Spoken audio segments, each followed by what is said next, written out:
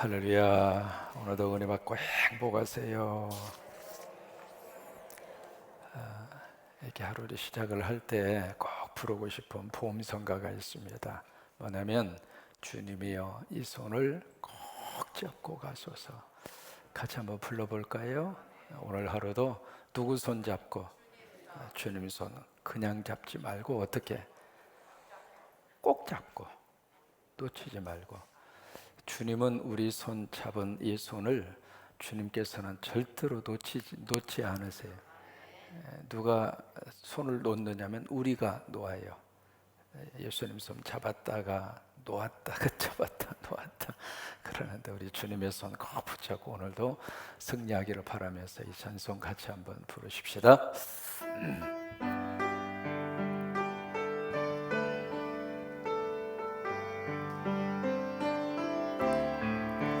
주님여 이 손을 꼭 잡고 가소서. 약하고 피곤한 이 몸을 폭풍 흑암소에 취사 빛으로 손잡고 날린다 하소서. 인생이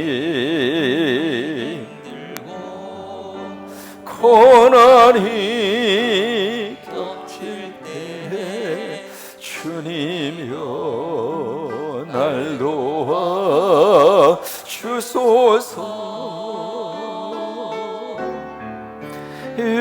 주는 소리 귀 기울이시사 손잡고 날린다 하소서. 주님이여 이 손을 꼭 잡고 가소서. 약하고 피곤한 이 몸을 폭풍 해치사 빛으로 손잡고 날린다 하소서. 아멘. 이렇게 쭉 쳐져 있을 때 나에게 다가와서 누군가 내 손을 꽉 잡아주면 그렇게 힘이 돼요. 근데 참 감사한 것은 나도 힘이 되지만 내 손을 잡아주는 그 사람도 힘이 돼요. 근데 문제는 아무 손이나 잡아도 되느냐 그거예요. 이 손 저 손 다 잡아서 그 손이 나에게 힘이 됐으면 좋겠는데 그냥 덥석접석 이 손 잡고 또 저 손 잡고 그렇게 잡아서 사실 뒤끝이 안 좋은 경우도 있어요 없어요? 있어요. 그러니까 이게 참 살면서 그게 참 우리에게 어떤 지혜가 필요한 것 같아요. 내가 이 손 잡아도 되나? 이 손 잡으면 안 되나? 오늘 대표적인 케이스의 사람을 우리가 만날 수가 있는데 그동안 이제 우리가 살펴본 그 왕의 이름이 여호사밧입니다. 남쪽 유다라고 하는 그 나라의 네 번째 왕이었잖아요. 이 왕이 유다의 역사 속에서 거의 한 300년 이상 지속되는 이 유다의 역사 속에서 세 명의 선한 왕 중에 한 사람이에요. 근데 여호사밧이 잡아서는 안 되는 손을 잡습니다. 이제 여호사밧이 참 선한 왕이잖아요. 그럼에도 불구하고 이 여호사밧이라고 하는 사람이 인생에 오점을 남깁니다. 사람은 누구든지 다 완벽할 수 없습니다. 완벽하지도 않고요. 모든 면에 있어서 부족함의 모습이 항상 있어요. 늘 목회하면서 그런 생각을 하거든요. 목사도 사람이다. 목사도 실수할 수 있다. 그것을 솔직하게 고백하고 목회하는 게 훨씬 더 속이 편하더라고요.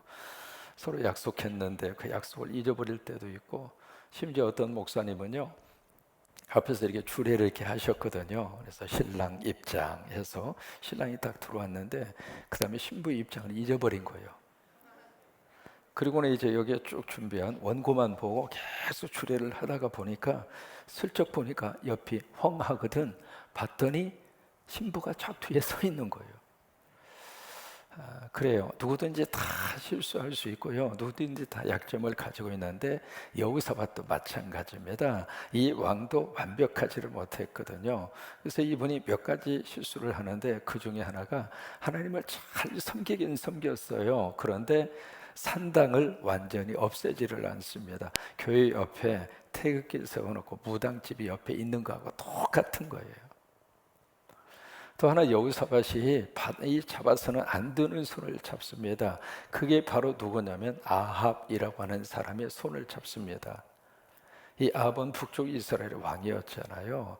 이 아합이라고 하는 손을 꽉 잡고, 또 하나 그것으로 끝나지 않고 이 여호사밧의 아들, 이제 오늘 후계자가 되는 사람이죠. 누구냐면 여호람이라고 하는 아들인데, 이 아들을 누구하고 장가를 보냈느냐면 아합의 딸, 이름이 아달랴라고 하는 딸과 혼인 관계를 맺게 합니다.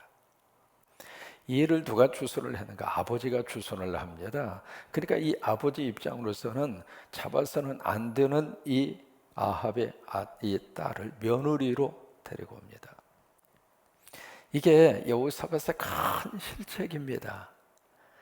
우리가 어느 손이든지 잡아서 도움이 되는 손이라면 참 감사하겠지만, 어떤 일이 있어도 잡아서는 안 되는 손은 뿌리쳐야 축복이에요.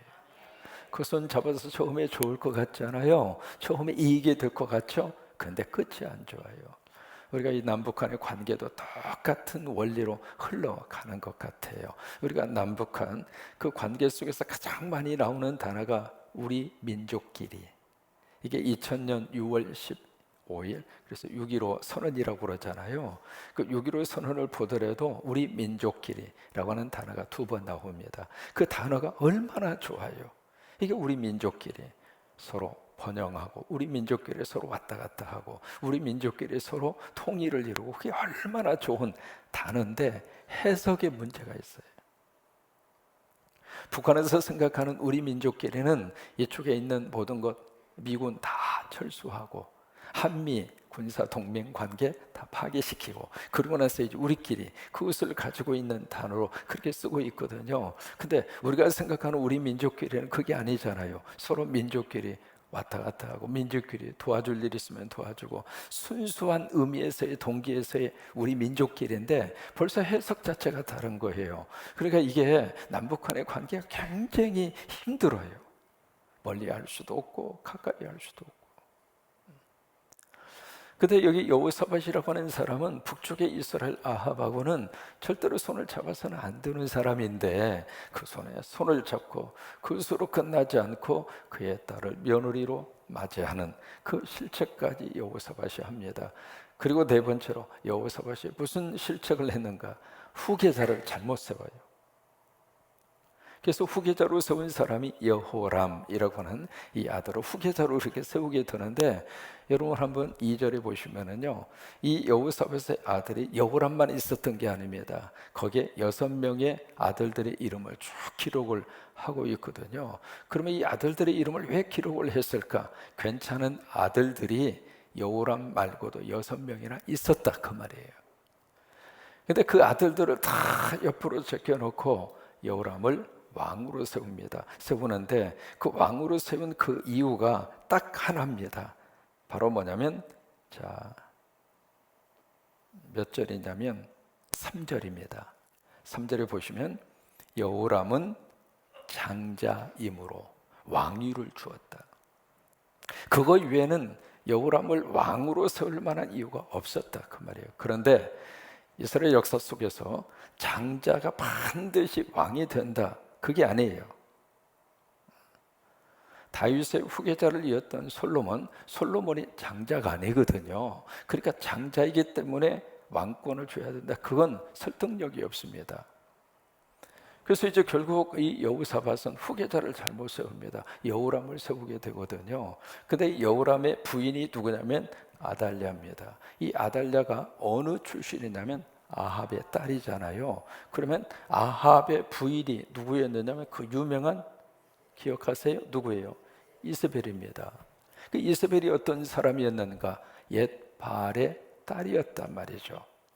그러니까 우상 숭배하는, 귀신을 섬기는 그 어머니에게서 딸이 뭘 보고 배웠겠어요? 그냥 그대로 가지고 이 남쪽 유다 여호사밧의 집으로 들어오게 된 거잖아요. 그러니까 이 영향을 누가 받았는가? 여호람이 받는 거예요.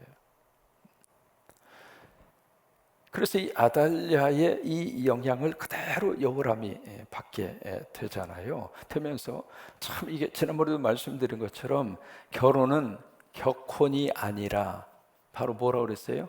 결혼이어야 한다. 격만 맞아서 되는 게 아닙니다. 이제 격도 맞아야 되겠지만은 이 격은 어느 정도 필요한 것이고요. 정말 필요한 것은 결이에요, 결. 종교적인 결이 맞아야 되고요. 가치관의 결이 맞아야 되고, 또 음식에, 서로 좋아하는 음식의 결도 맞아야 되고, 이게 서로 결이 맞아야 그게 혼인이 되는 거죠. 이 격만 생각하면 혼인이 나중에 가서는 파탄나요. 바로 이 아달랴라고 하는 사람하고 여호람하고는 격은 맞을지 모릅니다. 왜? 같은 왕이니까. 그러나 결이 안 맞아요. 여호람은 처음부터 하나님을 열심히 섬기는 가정에서 자라났어요. 근데 이 아달랴는 하나님이 아니라 우상을 섬기는 집에서 자라났어요. 그러니까 이 둘이 만났으니까 사실은 이 가정 자체가 별로 좋은 가정을 이룩할 수가 없었던 거죠. 그래서 이제 여호람이 왕이 된 다음에 그 다음에 무슨 일을 하는가? 여기 끔찍한 일을 그가 자행을 합니다. 뭐냐면 여기에 자기 형제 6명을 전부 다 한순간 다 죽여버립니다. 이게 그 당시 고대 사회에서는요, 왕권을 강화하기 위해서 곁가지를 철저하게 쳐내요. 우리 한국의 역사도 마찬가지죠. 조선의 왕조 실록을 보면은 뭐 그냥 가차 없잖아요. 그냥 조금 좀 쓸만한 사람, 뭔가 좀 이렇게 이 자리를 탐낼 만한 사람이 있으면은 그냥 그냥 형제고 보고 그냥 가차 없이 다 없애버리잖아요. 그건 고대 사회나 뭐 마찬가지예요. 그래서 이 여호람이 형제 6명을 전부 다 죽여버립니다. 죽여버리는데 그 다음에 5절에 보시면은 몇 년 동안 통치하느냐면 32살의 왕이 돼서, 그러니까 일찍 왕이 된 거죠. 32살의 왕이 돼서 몇 년 동안 통치하느냐면 8년 왕 노릇을 해요. 그래서 여호람이 죽습니다. 죽는데, 그러니까 32살의 왕이 돼서 8년 왕이 된 다음에 죽으니까 몇 살에 죽었느냐면 40살에 죽어요. 여러분, 오래 살았어요? 아니면 단명했어요? 단명한 겁니다. 그러니까 참 하나님의 생명도요, 하나님의 은혜 가운데 하나님이 누릴 수 있는 수를 다 누리도록 축복하는 것도 하나님의 복입니다. 우리 일여신도 회원들 하나님의 은혜 안에서 오래오래 사세요. 아프지 말고. 아픈 상태에서 오래 살면 힘들잖아요. 그러니까 건강한 상태에서 하나님이 주신 수를 잘 누리면서, 그러기 위해서 아침마다 일어나면 꼭 외치세요. 아멘! 따라서 한번 해보세요. 두 손 볼권 주고 시작. 아멘! 아멘! 아멘. 그 아멘이 뭐냐면 A가 바로 attitude, 태도입니다. 하루를 살면서도 긍정적으로 시작하고 하나님의 은혜를 생각하고 시작하고, 그게 아멘의 첫 글자 A거든요. 그 다음에 M은 바로 뭐냐면 뮤직이에요. 뮤직, 음악이라 그 말이에요. 아침에 딱 일어나서 주님의 이 손을 꼭 잡고 가소서, 딱 하나님 앞에 찬양하고, 아니면 나의 하나님을 부르든지 찬양, 그 뮤직. 세상 노래 부르면 이상한 영이 들어와요. 네가 나를 모르는데 내가 너를 알겠느냐? 그러면 이상한 영이 들어와서 사람이 이상해져요. 그 다음에 이가 바로 뭐냐면 엑서사이즈, 운동해야 돼요. 정 안 되면 쥐암이라도 하세요. 그거라도 하셔야 돼요. 이게 자꾸 움직여야 되거든요. 가만히 있으면은 모든 이 신체 구조 자체가 굳어지게 돼 있어요. 그러니까 뭐가 자꾸 움직이셔야 돼요. 자꾸 움직이셔요. 그 다음에 마지막 네 번째가 N이거든요. 이 N이 바로 뉴트리션, 영양소예요. 잘 잡수셔야 돼요. 그래서 먹고 싶은 거 있으면 그냥 사 먹어. 이 아들이 왜 안 사주는가? 이 며느리가 전화도 안 해주고 딸내미가 고기도 안 사오고 속상하지. 그냥 사 먹자고. 돈 없으면 채펴서라도. 이게 아멘하고 그 다음에 물 마시고. 우리 언니들 아침에 물 잡수고 오신 분들 꼭 잡수셔요. 아침에 일어나서 공복에 물 꼭 잡수세요. 이건 선택이 아니라 필수입니다. 이게 하나님이 주신 술을 건강한 상태에서 오래 살면 얼마나 축복이에요. 근데 여호람은 왕이 되긴 됐지만 40살에 죽어요. 죽는데 곱게 죽지도 않습니다. 병에 걸려서 죽어요. 근데 무슨 병이 걸렸느냐면 여기 참 희한하게도 이 사람이 세상을 떠납니다. 무슨 병이 걸렸느냐면 18절입니다. 18절에 보시면 이 모든 일 후에 여호와께서 여호람을 칩니다. 하나님이 치신 거예요. 하나님이 병 걸리게 한 거예요. 그러면서 능히 고치지 못할 병이 어디에 들었느냐면 창자에 들었습니다. 이게 창자에 지금 무슨 이게 아주 고치지 못할 그런 불치의 병이 창자에 들어서 2년 동안 지긋지긋하게 고생을 합니다. 그 병이 걸려서 2년 동안 투병 생활을 한 거거든요. 그래서 결국 그 병 때문에 죽습니다. 죽는데 참 여기 보세요. 20절에 보세요. 자, 19절에 보세요. 여러 날 후 2년 만에 그의 창자가 그 병으로 말미암아 빠져나오매 아유 끔찍하잖아요. 그가 그 심한 병으로 죽었어요. 근데 백성이 그들의 조상들에게 분향하던 것 같이 그에게 분향하지 아니하였으며 그 앞에다가 향 하나도 안 피웠대요. 그리고 20절에 보시면 여호람이 32세에 즉위하고 예루살렘에서 8년 동안 다스리다가 그 다음에 참 마음 아픈 내용이 나옵니다. 아끼는 자 없이 세상을 떠났으며 여호람이 딱 죽으니까 백성들의 반응이 뭐냐면 잘 뒤졌다. 그 분위기입니다. 어떻게 사람이 죽었는데 울어주는 사람 하나도 없느냐고요. 어떻게 사람이 죽었는데 뒤에서 박수 치는 거예요. 삶을 살아도 이렇게 살면 불행이에요. 그잖아요. 울어주는 사람 하나도 없이 이렇게 인생을 막 살 수가 있을까? 그래서 결국 이 여호람은 8년 왕 노릇 하다가 고생만 징그럽게 하고 죽은 다음에도 누구 하나 애도해 주는 사람 없이 그렇게 세상을 떠나버리고 맙니다. 이 여호람에 대해서 오늘 성경은 딱 한 구절로 요약을 해요. 그게 6절입니다. 6절 같이 한번 읽습니다. 그가 이스라엘 왕들의 길로 행하여 아합의 집과 같이 하였어요. 이거예요.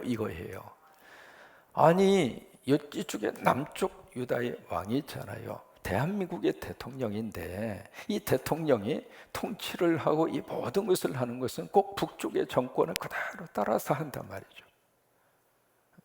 여러분 그럴 수가 없잖아요. 근데 여호람이 그렇게 했어요. 그래서 이 이스라엘의 길로 똑같이 그 길을 걸어갑니다. 여기에 이스라엘 왕들의 길은요 철저하게 하나님이 없는 길을 걸었던 사람이 이스라엘 왕들이에요. 근데 그것을 그대로 따라서 해요.